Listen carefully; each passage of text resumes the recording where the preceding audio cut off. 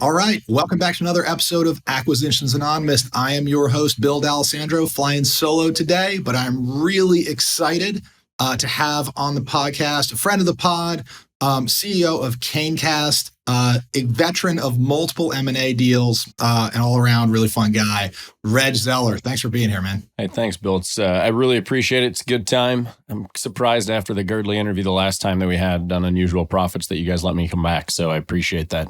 It's great. I wasn't involved in that, so this is virgin ears this time for me. Well, this will be the last time I talk to you guys. So, hey, it was good talking to you.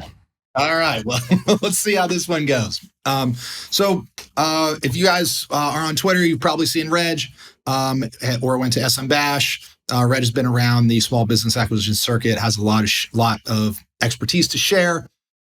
Reg, can you just kind of tell people what you do, like where you came from, what you're doing now? What is CaneCast? Sure. We are essentially a roll-up company, a holdco company for small aluminum, technically non-ferrous foundries, but people don't know what non-ferrous is, so just assume aluminum at this point in time. And really, we started a little over 5 years ago by purchasing small, locally owned foundries, and we're now continuing to grow. We've done 6 of these in the last 5 years. And so our entire goal is to be roughly every 500 miles a non-ferrous or aluminum foundry. So we're within and kind of coast to coast. So probably get 10, 12 overall geographic locations. Probably going to take us about 30 acquisitions total to do all that. But ultimately, nothing more than heating up metal, putting it in some sort of a form, letting the metal cool, and you get a product at the end.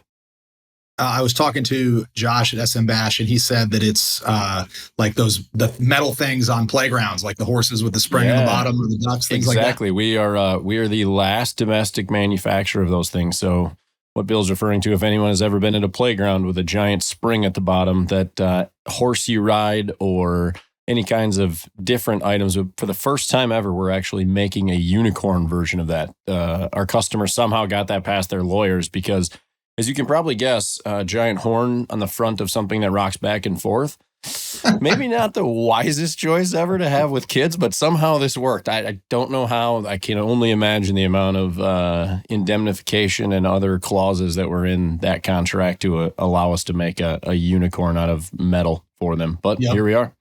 I hope your lawyers papered that one pretty well. It'll be in a playground very soon. Awesome. Can't wait. My daughter will love it.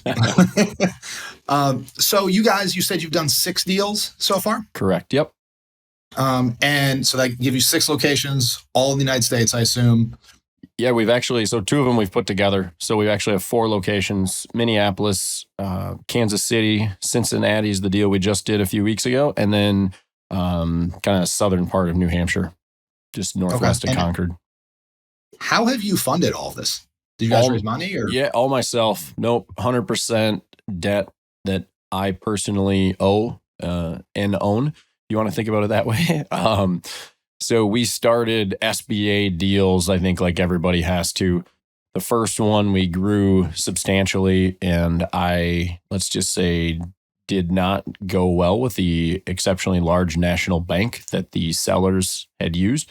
It was one of those classic, this deal is pre-qualified through this, which means that, the broker and banker were getting kickbacks somewhere, as everybody's learned.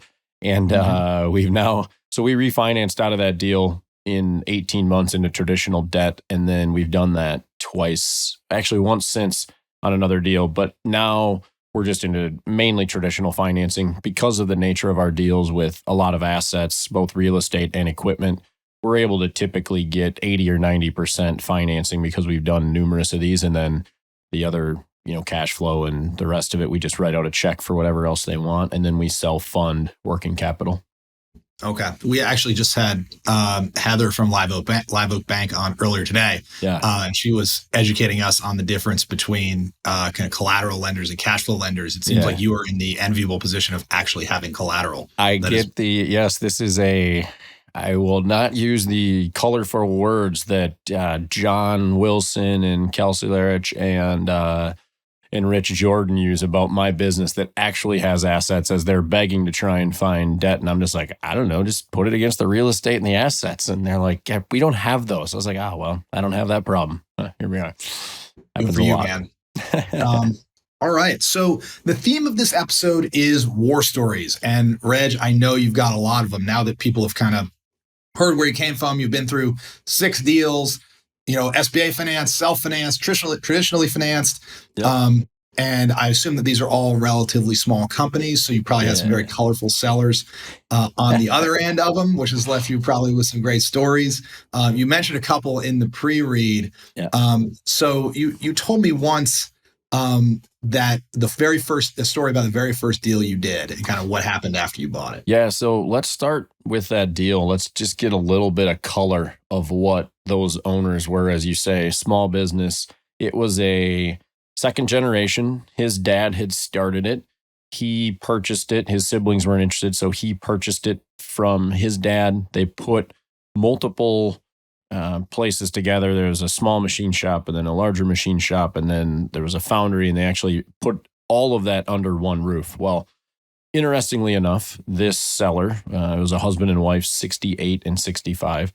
He loved 3 things in the entire world. Technically 4, I guess. So he loved the foundry. He loved boats and fishing. He loved more than anything else in the world, though, worldwide wrestling. He would literally, while we were doing things, be like, okay, let's meet on Monday and get this. He's like, sorry, can't meet Monday after work. That's Raw or whatever the, random, like we couldn't meet on a Sunday right before we were supposed to close because that was some sort of a pay-per-view wrestling thing that he had to be home for. So anyway, 68 years old, love this to death. So that's teeing up how this story is going to work. It'll be fun. So I bought the first deal. I was in corporate and I was leaving, and we had a conversation that most likely we were going to close sometime in February or March. The brokers had assumed, as did my lawyers and bankers, that almost no way we were going to get through a clean phase 1. And that's why they said, yeah, even though we're pretty much at agreement on this deal in roughly Thanksgiving, kind of got everything finalized through Christmas. But either way, everything had been ordered before then. So phase 1 came back clean, and everybody was shocked. And they were like, wow, this is unbelievable. Everything else came back clean. So all the OSHA inspections, everything else we did, my due diligence, everything was good. And the sellers came to me in the second week of January. They said, hey, listen, because everything is good, sounds like you would be good to close early. I was like, well, one minor detail I haven't mentioned to you guys. I can't really close because I may or may not really have all the cash because I'm hoping for a substantial annual bonus that doesn't get paid out until typically the last week in February, first week in March. So wait, time out. So you were did you know for sure that the bonus was going to be large enough? Oh, yeah. I knew what that was going to be. That wasn't going to be the problem. It was just a timing, but I hadn't mentioned, my bank knew it. They understood exactly what's going on. There was the commitment letter from my company saying, hey, here's your annual bonus. Here's what it is. And I just told them, like, I have all these things. If I have to go take, actual assets out of the market or something, I can, but, pretty liquid assets. I prefer not to, though. And so they knew it, but that was not something that we'd shared completely. So anyway, I was like, and so I talked to them. They're like, all right, well, we have a solution. Immediately while I sat down there, they said, no, this is no problem. When do you think you'll get it? And I was like, every year we've had it, 7 years has been last week of February, first week in March. And they're like, all right, cool. Then we will plan on closing January 31st. You can technically own it, but you won't do anything. You'll have commitments. Like I was literally flying back and forth to Atlanta, North Carolina, the Philippines. I was all over the first 6 weeks of this thing. So it wasn't like I was sitting in the foundry working.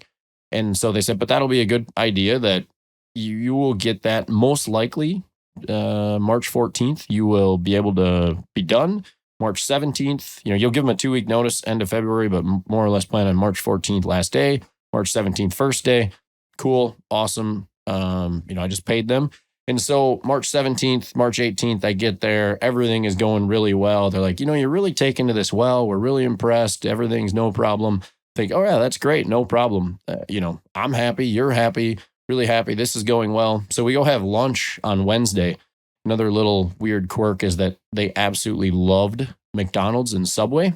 So I don't eat either of those, by the way, just to clarify. But we would go down and get a salad at Subway, and then pick up like a burger on the way back. And on the way back, they were like, oh yeah, so, you mentioned you were doing really well and you were really happy yesterday. I said, yeah, I did. And they're like, well, that's good because we've been talking about it and, we've owned this place for almost 40 years. And so we've decided that we are leaving for the Bahamas on Friday. Good luck. We have a sat phone. It's $5 an hour. Please don't call. And So I got 1 week, literally, and we don't work on Fridays. So I got 4 days with the sellers of how to run this business, and then just peace, I'm out. and basically never came back from the Bahamas. Yeah, they were back by the time they got back, and there's a great other portion of the story. Got back in June, and it was told like, oh, by the way, I forgot to tell you guys this. We were still getting emails. We didn't ever check it. And I went back. We had emails from customers from like the 3rd and 4th weeks of March that were just sitting there. Open questions. No, they're like, they're used to us leaving for a couple months at a time. This is total. I'm like, yeah, I'd like to pay the bank with the money those customers are trying to give me. So yeah. Wow. So these guys jump in, have at her.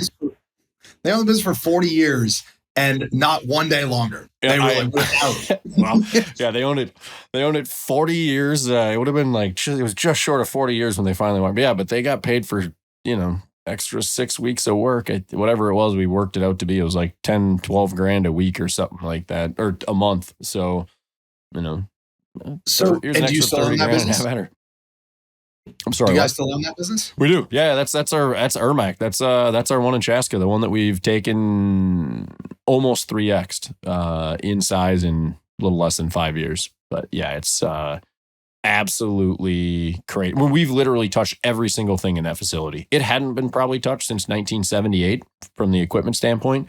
We've pretty much touched, I bet you we've touched 95% of everything in that building since then. But needless to say, it wasn't because of all the training I got. So you got parachuted in with no training, coming straight from corporate. I assume that you weren't working at a foundry in corporate. No, I'd never stepped foot in a foundry before. I didn't even know what one was when I actually. So I walked into there in October of 2016. We bought it January of 2017. In September of 2016, I'd quite literally never been in a foundry. I couldn't tell you what a foundry was, 4 or 5 months before I bought it. And then I got 4 days essentially worth of training.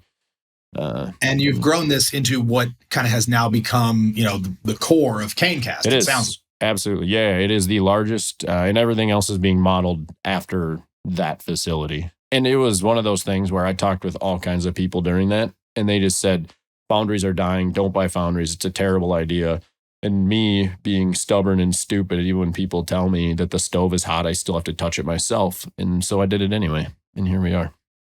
So you got parachuted in with no foundry experience, 4 days of training. Yep. What were some of kind of your early wins or losses? What were some of the things you realized pretty quickly that kind of rocked your boat? Well, one, the easy wins were just calling customers back. And it was quite literally where I would give them my cell phone number because I would have done anything. The business was starting to go down, and I'm talking, it had gone down for 5 to 10% a year for 2 or 3 years before I bought it. And I baked in another 10, but thought, I get it. They were quite literally turning away work. They didn't want it. They said, hey, we're making plenty of money. We don't want to have to work hard, just collect the checks and go home. And I was like, well, the bank doesn't agree with that, so I'm going to have to do something else.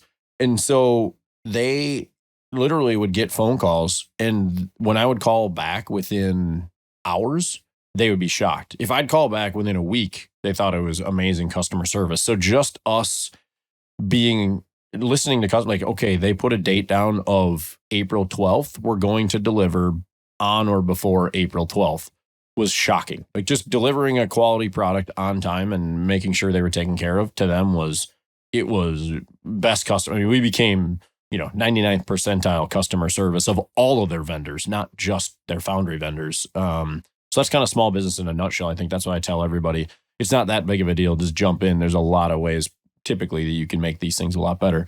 So those are the easy wins. A lot of the early losses, though, is I quite literally did everything wrong. And when I say everything wrong, I mean, I told our customers that we were going to take 2 weeks off, which they did every year. And then customers freaked out because they didn't realize that they didn't work the first 2 weeks of July all the time. So I got every order essentially from July and beginning of August pushed into June. So I paid $50,000 or $100,000 in overtime in June, and then essentially had no work in July. So that was fun. I had a piece of equipment break that I was told, hey, you're going to need to make this repair. And so I called them in and I said, well, hey, they said this needs to be repaired. I'm guessing it's relatively inexpensive. Shouldn't be that big deal. And they said, yeah, you're right. It's about $38,000. And I was like, what? And I said, that got inspected all the time. And they said, yeah, that hasn't actually had any maintenance done to it in 6 years. I was like, there's a fucking sheet attached to the side of it that says there's maintenance done on it monthly. They're like, yeah, we just put our initials on that. It's not a big deal. Oh, no. Just like, all right, great. So I am now, like, you think of $38,000, like right now, okay, fine. It's just a cost of doing business. Things have to be upgraded. We're really hard on stuff in foundries. Even if we'd done preventive maintenance, it may not have mattered at all. But you write out a $38,000 check within 4 or 5 months of buying a place that's going down 10%. I was quite literally, this is why I make this joke on Twitter all the time. Like, I was literally one night curled up on the bathroom floor, which is attached to the bedroom, my wife and I's bedroom. And I was like, just in the fetal position, thinking, I've literally just cost us everything. Like, I have a personal guarantee. I owe a couple $1 million. I've burned everything that we just worked the last 20 years of our corporate lives for, putting through hell in there. But yeah, it was something else. And then, you know, as you get used to it after 18 or 24 months of being in these, there's ups, there's downs. Things are good, things are bad. Doesn't really matter. But yeah, it was a rough 6 months, first 6 months for me. So for all the listeners out there who dream of being the glorious CEO, you know, in the executive dining room and, you know, being king of the hill, actually, you will probably end up in the fetal position in a hotel bathroom. It's, that's what I tell people. Like, yeah, it's all fun and games till you quit your W-2, sign a personal guarantee, and realize that you have no idea what you're doing. You know, enjoy crippling anxiety, and if you do, by all means, sign up. You'll love it. Yep, buy a business exactly. If you love the way of the world. We hired a new guy to run our facility in Kansas City. We just got introduced to him like 2 hours before I talked to you guys. And I said, hey, it's really cool, Derek. You just got to get used to it and learn to enjoy getting punched in the face every single day. And you'll learn to love it. It's not a big deal. He's like, what? He's like, yeah, my dad owned a business. I kind of got it. So he's aware. Man, true stories. All kinds of fun. Yeah. I mean, that place that's the thing though. Once you get through that, now everything, we've probably had bigger issues in our other ones. You're just like, yeah, well, I mean, I got to be a janitor because we decided to plug up a sewer one time. And so I would literally have to go in all hours of the day and night, or else the sewer would back up into our building. So I had to buy one of those 150-foot snakes. I have to go in there and clean that out because they had to cut a 10-foot square hole in our floor and excavate down 12 feet in order to remove the problem. Or we'd have to snake it out until then. So I laugh at John Wilson all the time. I was like, hey, you needed to be over there. I would have been like a greatest customer ever for you guys, because it would have preferred it wasn't me, but I was deathly afraid of, again, everything was costing me money. So I was like, well, don't call the plumber anymore. Don't call the Roto-Rooter dude. I'll go out there and do it myself. Dude, Roto-Rooter is expensive. It was like $700 or $800 the first time. And it was like, well, I bought this thing at Home Depot for like $300. Or whatever it was. We got the plumbing supply store. I'm going to go snake our place all the time. So yeah, many old Twitter stories for me. Like 2017 were pictures of me and a snake talking about how lucrative and, you know, really, really great work small business owner is. I have a similar short plumbing story, not to digress too much, but we have our warehouse is on a hill. So there's a third-party tenant in like the ground floor, and then we are technically the second story, and the warehouse goes back, you know, at grade. Yeah. Someone took a huge crap in one of the toilets in the warehouse, flushed it, clogged it, didn't say anything. I get the call that not only is our bathroom full of brown water, it is raining through the ceiling tiles of the gymnasium that is on the ground floor. So, of course, within minutes, I am in the gymnasium, brown water coming down on my head, mopping his floor, because you ever paid for remediation? Like it's expensive. No. So I am remediating the brown water rain and the ground floor of the third party. So yeah. The glamour of SMB small ownership. Great. Yep. All right. So Reg, before we get into story number 2, we're going to take a quick break for a sponsor read. Hey guys, Michael here. Want to talk to you about one of our sponsors in our never-ending quest to make Acquisitions Anonymous break even. And that sponsor is cloudbookkeeping.com. It's actually run by my neighbor, Charlie, who's a great guy. And he has been our longest tenured sponsor. And we're super grateful for him to support the podcast. So what Cloud Bookkeeping does, it is a set of cloud bookkeepers that if you're a small business person, help you get out of the business of doing your books and let you focus on the business of taking care of your customers. So they do all the complexities, bookkeeping, payroll, and they come across and are very client service first. That's their phrase, but I know that's true because I've spent time with Charlie and dug into their business. So full suite of accounting services, sophisticated reporting, QuickBooks software solutions, and full service payroll options. So definitely talk to Charlie if you want to get out of doing bookkeeping and outsource that to a trusted third party. And you can find them at cloudbookkeeping.com. So thanks again for sponsoring today, cloudbookkeeping.com. All right. We're back. So Reg, in the pre-show, we kind of already talked about deal number 1 and dropped in with no prep. You said deal number 2 was equally eventful in a different way. Yeah. So this was our second big deal we did. We technically had a tuck in the middle of there that we actually put into our first deal. The only good real story about that first tuck in, so the second deal we did, is the first time they said there was a little bit of a roof problem. And we bought it. It wasn't a big deal. We knew we weren't going to stay in it. And I walked through there. We bought it during the winter, so I didn't see it. We walked through there during the summer, the first time it rained, and there was more water inside the building than outside the building. And when you have 1,000-pound pots of aluminum, you really don't want water. If you guys have ever seen what happens like with a frozen turkey, when you drop that into the boiling water, you see that on Thanksgiving. Yeah, it's about 1,000 times worse, legitimately. It could level buildings. But yeah, it was great. So that was the fun of that. We moved out of there in 6 months, obviously. But that was fun, putting little like lean-tos and sheds over top of your furnaces so it didn't blow up the building. Anyway, so again, I told you guys, you want to talk about war stories. Hey, I'm here. So my second big deal we did, I found it, and it was a deal that for us made a lot of sense, but it was different than what we'd done.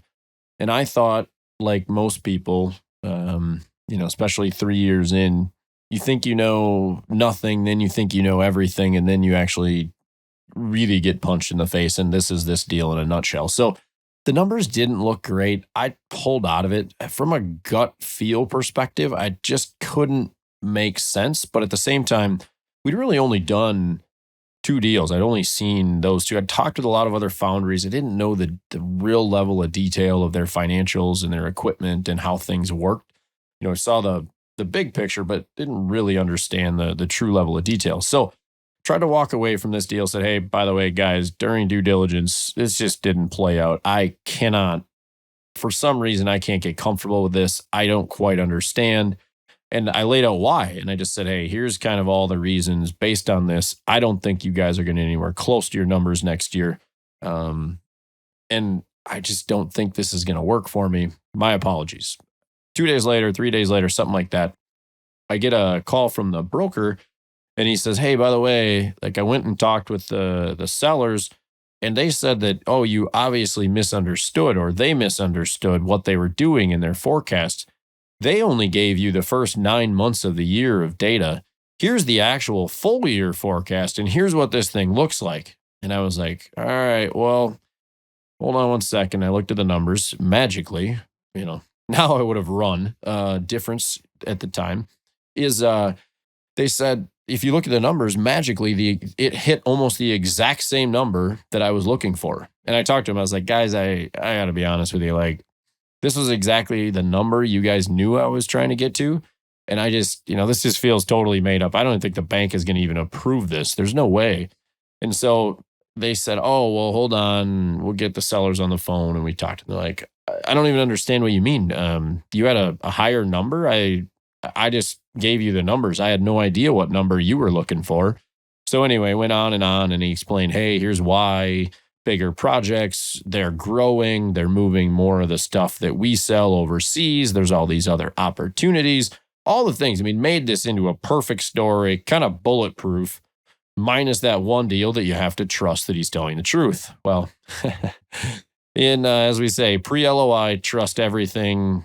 Post-LOI and due diligence, trust nothing. And boy, did I get burned on this one. So we bought the business, everything got done, kind of some weird things here and there. I mean, leading up to this, I had a little bit of a bad feeling once we started running it day to day because one of the key guys completely lost his mind. He was so mad that they were selling the business, even though... Wait, so Reg, hang on, stop. So you closed, basically, based on this updated information, you believed them, trusted them, and bought the business. Yeah. I mean, that was the only... Everything else was great. Everything else seemed perfect. It fit what we wanted to do. Everything was fine. It was just, I couldn't make the numbers work in what they wanted. And what I told them was, hey, I'm going to literally, this is like $500,000 at a minimum, maybe $1 million less in my offer if I were to buy this. And they said, there's no way, no chance. And then they went back and did this. And yeah, they gave me a ton of information. Here's why. I mean, they literally went through bullet point by bullet point, all the details. And so, yeah, I bought it based on that. Against my gut, as I will continue to say once in a while. But then once we got going with it, there's some things we found. Like we'd say, the first week, their key employee was very upset. Even though he didn't like the seller, was pissed off that we bought it and had problems with it. And then like a few weeks later, we had another issue where like the piece of equipment, we're like, why isn't that thing running? And they said, what do you mean? Like, well, yeah, we were here. That thing you said was running. They're like, that piece of equipment has never run. As a matter of fact, like, I think he might have taken the saran wrap off the damn thing before you guys got here. I was like, so I was like, great, this could be fun. And then like 3 or 4 months in, their key customer, the one that had the big number that we had to get back to, I was in there visiting the customer and I mentioned like, hey, you guys are really down this year. Is there something we're doing wrong? Is it just an off year? Is this a COVID thing? Like I had no idea what was happening. And they said, oh, no. It's totally fine. This is just our regular run rate. And I was like, wait, what? Like the last 2 years, you guys were like double the size of this. And they said, well, yeah, it's a funny story about that. We grew and we were talking with him about how we were growing, but it was only going to be a 2-year thing because we had a big capital project we had to go. And he called us last October and asked us, normally we talked to him in December about our plans, but he called us last October and we chatted about this and said, hey, is this something that, you really want to do? And he was like, well, yeah, just, you don't need to say anything else. I get it why you're going to drop back. So literally like he went through this process and said more or less, just flat lied to us that it was going to continue all their growth, everything else. And so we've literally had to recover since then. It's been, multiple years now that we've been trying to figure how this is all going to work out because, we would have walked away from the deal had I known what I know now. But, at the minimum, we would have probably offered him $500,000 or $1 million less. It literally just took money directly out of my pocket. And here's the great part of, good, bad. I can't honestly even tell you whether or not he did it on purpose or they did it on purpose. I'm not sure. It is what it is. Because again, if you just extrapolate forward, it worked. I don't know whether it was as bad as it was. It still ends up being the same for me. But the great part is the upside of this is we've learned everything because of that. We are substantially better buyers. We've probably made our money back and then some. And we will continuing going forward because we took that. It was a great lesson. Hey, now we understand. Now we know exactly what we're looking for. We know exactly how to figure this thing out. But I think that's, as a small business owner, you're going to take that. It doesn't matter. $500,000 or $1 million on multiple deals isn't going to hurt it. If I've had one bad buy in 6, I'll take that every time from a winning percentage in the world of M&A. I've got a lot worse stories that other people have had. So I don't think of it as a negative. I still get along with them totally fine. It's one of those things where there'd be no point in bringing this thing to to court or anything else either. Everybody I tell this story to is like, oh, I didn't go to court. I'm like, why? I mean, maybe they did it on purpose. Maybe they didn't. Either way, it's, it's some really weird. Six figures litigating it anyway. Yeah, exactly. Like and then it's a toss up. I couldn't tell you. Everything on my side sure looks like it kind of points to that. Like, this probably is not what I think is copacetic, but yeah, who knows? It's either way. Yeah. So that business was 40% smaller the first year we owned it than they were the prior year, and you had expected it to grow, not be 40. Yeah. We were. I mean, that thing was probably off by, and there was other factors in there, many other things, but that business was legitimately $600,000 to $800,000 less in profit our first year, or last year, than what we would have expected it to be.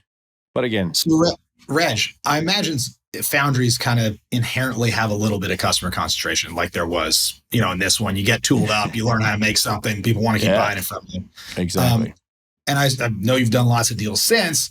As you said, you learn from your screw ups. Mm-hmm. How do you now diligence customers? Like what have you changed in your process to make sure you don't get burned like this So again? this last time, I quite literally talked to, so the last deal we did, their top 2 customers were 80%. Now, most people, this is why I buy businesses that are virtually unbuyable. But this business, we went and talked to them. So for them, massive customers, massive customer concentration, really wasn't that big of a deal for us. I mean, in the grand scheme for us, they just fit in. They're not even the top 3 customers probably. So we actually went in and we said, hey, listen, we're interested in still doing this deal. There's a few things. One, I have to talk to those 2 customers. Like, that is without that, and I put it in the LOI, that we will get access to these 2 customers. Everything else can be anonymized, but I want to talk to those 2 customers. And I did, and I talked to them. And actually, it was funny. Both customers came to me during that and said, we're really happy that you're buying it, because if not, we would have left. And my favorite part that's ever happened, they told us during this deal, and the broker's on the phone, they told them, yeah, we are not going to stay unless they sell to somebody that has knowledge of the foundries. Like, not just someone random buying, but someone has to know and grow. And then the next thing, which is my favorite comment I've ever had in due diligence, they said, and we're willing to pay you more money to do this because we know we're paying like 30% under market price. And you could see the brokers over there like, what the hell is going on right now? Like, but yeah, so we, and that thing worked out. Like, so that deal right now, we would have never done that had I not done, the deal a couple of years ago.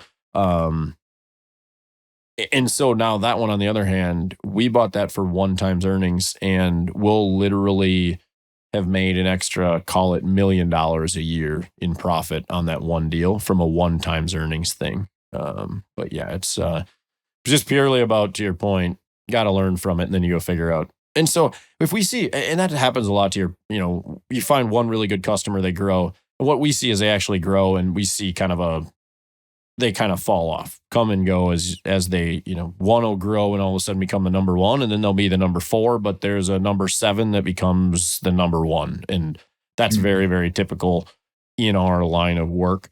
And so that's been our big thing, is the more diversified we get, the more we're willing to do it. But, we were able to take that hit from the deal where, we had some, just some bad year over year. Right. And again, this story sounds a lot better if I say that it's the prior owner and the seller's fault, but in reality, that's more my fault.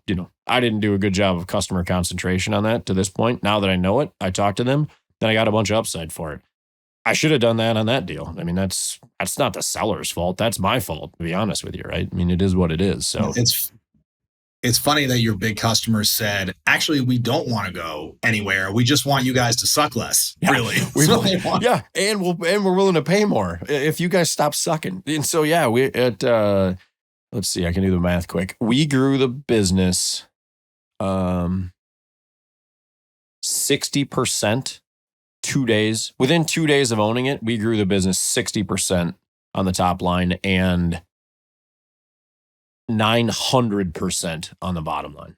Because it was a price increase, so it was straight to the bottom line. Yeah. So big upside so everything got big price increases, and we got a bunch of new work in the door. So yeah, it was, it's crazy. If you think without doing the math, you think we're buying at 1, we could probably sell today on a, 7x multiple. I don't know, maybe 10. Yeah. You're like, all right, well, they're going from a 1x to a 7x is always good. But then you take it and, you 10x the profit in 2 days. I'll do that deal. And that's why I say you got to learn from these things and just roll with the punches. And you just got to figure out sometimes how to get to the next day. It's not even thriving. Sometimes it's pure just surviving. So I'm not going to let you make it sound so easy that you just buy these businesses for 1x cash flow and then you put them together and you sell them for 7x cash flow. Because I know there's a lot that goes into that. So what gets you that, I imagine, is that you are buying, as you say, these businesses that are not transactable. They're too small. They're not packaged well. The owner wants to leave and there's no one else behind him. So you take basically an ugly business, and I imagine you have a lot of integration and spit shining to get it up to kind of the Canecast SOP, at which point it becomes part of the Canecast whole, which is worth 7x. You're absolutely right on what we have to do with it. For us, substantial work goes into trying to make this a business that works. And the 10xing the profits 2 days in, that's just on paper. Everything we have to do to execute to make that happen is an obscene amount of work. And not only is it an obscene amount of work in just getting that to going day to day, but it's also an obscene amount of work for people that we are actually having work for us. So you're going to have to get Josh Schultz on the phone and get him to tell his side of the story, because what it amounts to is that my job is done within a week or two of buying it. I do all that work, and then he actually does the hard work of making this thing correct, because all the processes need to be changed. All of the ways that we plan the business, that we go through all of our AP and AR, the way we structure pricing, quite literally, to your point, these are, and I don't mean that they're unsellable for us. They work for us from exactly the model we built. We've got a headquarters team. We can handle everything that they couldn't handle. We can go buy $1 million machine to add capacity. We can go figure out how to helicopter in people. I was there the 2 weeks after we bought it. I felt the sand and knew they had a huge problem. And then come to find out 2 days later, there's a bunch of quality issues that customers that we'd gone to visit were having. I was like, yep, I can tell you why. And it's a sand and it's a metal problem. And we will figure out. And so we've got $250,000 being installed in that facility within, a month of us opening it to solve these problems. So yeah, it's certainly not, you don't just get to buy these things and, it's not like someone that doesn't have any foundry experience could come in and buy one of these and raise price 35%, because they wouldn't be able to run it any better than the existing team does. It's not like the existing team is bad. It just hasn't been invested in for 20 years. It doesn't have the overhead. It doesn't have the cash flow and the war chest that we do to go put in CapEx and the people and have the expertise that we formed. And then especially they don't have the workers to get the job done. And that's become one of the things. John Wilson talks about this a lot, about how they started building a pipeline of people coming in 3 years ago because it's so hard to find plumbers. That's the same thing we have to do, but we have to train people from day one from nothing. They come in, not only do they come in off the street, they may quite literally leave prison, get in a car and come to our front doorstep. And that's what they're doing 3 days later. And you're smiling, but I'm dead serious about that. This is something that we've done a lot of, in that it's a place where, these are hard jobs. So we get, people who have been fighting in the wars overseas, fighting who knows what in what they've seen. But, desert, it's hot. This is hard work over there. It's hard work what we do. But they can make good money, but they have to know nothing, and we'll teach them it all. And that building that academy, figuring out how to train people and get them up to speed is every bit as difficult. But that's why I try and warn people. It sounds really great when I say it to your point. Yeah, I can go from 1x to 7 or 10x in 2 days, but in reality, it's impossible for anybody else to do right now. I don't know anybody else buying small foundries in the country for this exact reason. You can't buy one, you'd have to buy 5, and you'd also have to have all of this in the background. So it's a tough road to hoe. So before we wrap up, I want to ask you to do one more, and I'd love to kind of zoom in on the people side of it. Because you mentioned you're probably hiring, people from all different types of backgrounds. I think you've got, dozens, if not hundreds of people at CanCast across 4 different locations. I imagine there have been some war stories on the HR side. So I wonder if anything comes to mind when it comes to managing people. Oh man. Yeah. So where do I start with these? I will run through these really fast because there is just a ton of one. And I don't remember. I think Girdley actually started this thread randomly. This would have been months ago. People started jumping in with like, oh, what about this? So here's kind of some of the fun stuff. I had a guy come in like so I told you the sellers of my first deal, there was day 3 that Wednesday they came in. The 4th day, the guy who was key and who almost bought the shop came in and threatened to quit. And when I said, hey, I don't have any idea what's going on, I walked in and I said, I don't know. He said, yeah, I need more money, whatever. Everybody now knows this is what we tell people on Twitter. Like, yeah, I fully expect this to happen. And the reason why he came back, and then I walked into his office and I said, hey, I looked into this. Honestly, how much is it going to take? Like, I have no idea. Are you asking for, $1,000 or $100,000? He was like, oh, I think like $2 an hour would do it. I'm like, okay, we're literally arguing over $4,000. I'm like, you know what? I won't even need to research this. It's totally fine. And then he started crying. I was like, well, what is going on? Wait, what is happening right now? Like, why are people crying in blue collar? Like, I didn't think this, like, I expect this to be big, tough. Like, what are we doing? And that's happened to me so many times that people have come in to talk to me and like got teary eyed. And it could be not just over money. It could be over those guys over there are being mean to me and they won't let me sit at the table that they sit at right now. Or that guy's parking in my parking spot outside. Like the stuff like that everybody that gets into blue collar, I'm like, just be prepared. You're going to see some playground drama like you've never thought possible.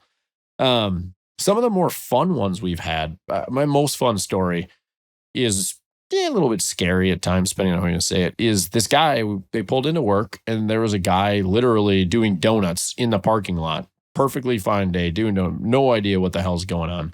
And they're like, hey, what's going on out there? And they're like, I don't know. Just like came in. All of a sudden, so they went and got him. He stopped his car in the middle of the parking lot, walked in into the locker room, started banging his head against the locker, just screaming and doing whatever. And then grabbed his PPE, his personal protective equipment, and walked out. And the guy's like, what the hell are you doing? He's like, I got to go pour metal. They're like, you were just literally losing your mind. And then so anyway, they called him completely methed out, had no idea where he was, and was proceeding to try and go grab, a 50-pound ladle of aluminum and start pouring it all over. So anyway, that thankfully, so yeah, they had like literally physically restrain the guy and drag him outside. This was, one of those things where none of these things ever happened between, call it 9 a.m. and 3 p.m. Everything that crazy happens, make sure that I get a phone call at like 3:45. I feel like the agents for professional sports players are like, yeah, you always dread the call at the middle of the night. I'm like, yep, I know that well. Like, yep. My phone call, it never ever, I've never had a crazy thing happen at noon. They always happen at, Saturday at 3 p.m. or Tuesday at 4:30 a.m. or whatever. But yeah, it's just crazy. Name it, we've gone through it. I assume now you have full-time HR. We don't actually. Really? You just love it that much? No, I don't do it. No. We've got Josh teams. We have outsourced people. So technically they do all the work for us. But yeah, we just because in it. So here's a quick version of a story for you. So last year 2020, 2021, for the first 10 months of the year, we had 1,000 people apply for jobs in our foundries. And we do background checks and drug tests 45 days after they've worked there. We had one person actually go through a background check. So we were 1 for 1,000 in number of people who applied who actually got a job for us. And it wasn't that we didn't try to hire, because if they showed up, which 2021, no one could find people to show up or work, we just say, hey, show up. If you make it, great. If you're interested, come on in. They would come in, yep, interested, and they would either not show up or they'd work for 10 minutes. This is it could be 150 degrees on the pour deck in the middle of August. So it's real hot, and it's a little bit scary to see molten aluminum bubbling. But yeah, these guys would, they'd walk in, and we've had numerous people walk in the door, say, oh, sorry, I got to go to the bathroom, walk to the bathroom, walk right out, and never come back. Just nope right out of there. Nope. 10, 15, hard nope. Yep. 10, 15 minutes. We've had guys leave at the first break after a few hours, but now it's kind of a running joke is they all bet on the new, and then we're trying to tell them it's so hard to find people. We're like, guys, we know this is kind of funny to you, but we can't let people leave. Like, we have to keep them in here. And so we do everything we can to coddle them, but I know the guys are still making bets in the background on how long each one's going to last. They used to all the time. They thought it was hilarious. It was like an over-under. Like they had a little board running about, oh, this guy's going to last a day. But yeah, we've seen a few of them. They're real tough. These guys that come out, they're like, I'm fine. I'm like, man, just grab a broom today. You'll be totally exhausted after an end of a day here. You're like, no, we'll start and they'll do the work, and you'll see them 3.5 hours later, just keeled over. Oh, they'll just be miserable. Like, well, try to have this conversation with you. So what can I say? Amazing. All right, Reg, thank you for being here, man. This is great. Really entertaining. Good stories. Before we let you go, where can people find you on the internet? How can they help you out? Yeah, at Reg Zeller on Twitter. That's my main thing. I do this a little bit on LinkedIn, but LinkedIn for me is more of a corporate thing that just continues to sit there forever. And then canecast.com with a C and a K. So Cane, CANEKAST. But ultimately, my main thing is reach out. Anybody that needs help, small business. I love helping people get out of corporate and get into buying one of these things. I don't think everybody should be a small business owner, an entrepreneur, but if you're wired for it and you have to do it, I will happily do whatever I can to help you get going. Awesome. Thank you, Reg. So if you are still listening, it probably means you enjoyed this podcast.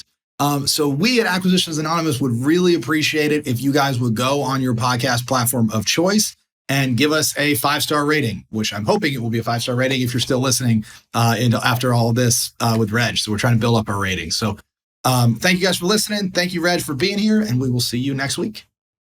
Thanks, guys, for having me. Appreciate it.